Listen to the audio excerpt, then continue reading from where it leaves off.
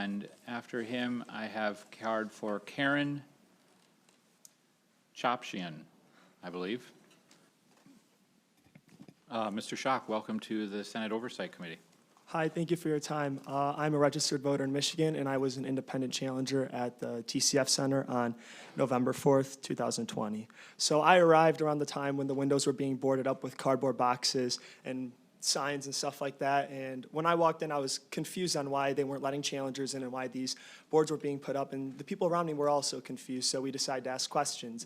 Nobody around us could give us an answer. We were ignored, and people were walking in and out. We had no clue how these people were being let in and out. There was really nobody constituting it correctly. So after about an hour of waiting, I was an independent, so I had somebody come up to me and ask me, hey, are you an independent? I said yes, and I was let in. It was me and about 8 other people. Once I got in, I signed in, and I noticed right away that it was very chaotic in there. There was groups of people in the middle where somebody testified earlier and said there's empty ballots in the middle of the room. There were groups around those empty ballots where it'd be easy for somebody to grab these ballots, hide them, or take them somewhere without being seen. I noticed a commotion in the back right corner, so I decided to go over and see what was going on.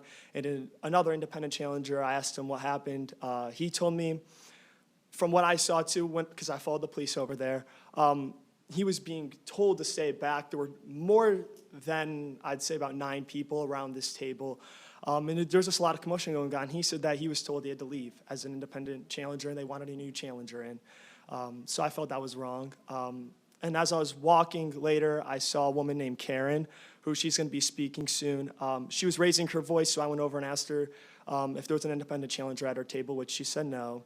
And they were blocking her view from seeing the ballots. So I offered to tell her what I'm seeing when they're duplicating these ballots, because she was in fear that she would be kicked out if she spoke up and challenged any more than she did. With these manual ballots, after we watched the duplication process go on, they brought more ballots over, and we watched them scan the ballots and put in the date 1/1/1900.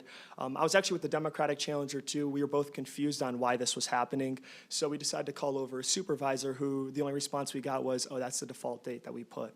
I didn't ask any other questions, neither did he.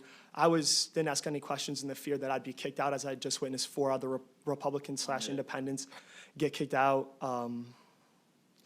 And it was interesting because in the guide, or in the handbook, it does say that no propaganda is allowed inside of the polling center. And I did see Black Lives Matter masks, and again, I feel there's nothing wrong with that, but I feel like that's a double standard, and I feel that it's wrong that people can have that, and it's okay. I was called names whenever my mask fell down even a little below my nose. I'd be called names. I'd say I was killing people, stuff like that, while they'd be talking to somebody not wearing a mask. People at the polling centers weren't wearing masks, the people who were doing the duplicating. It was just very unorganized. Yeah,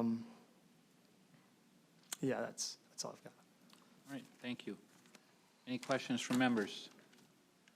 Thank you very much for taking the time to testify. Yeah, thank you.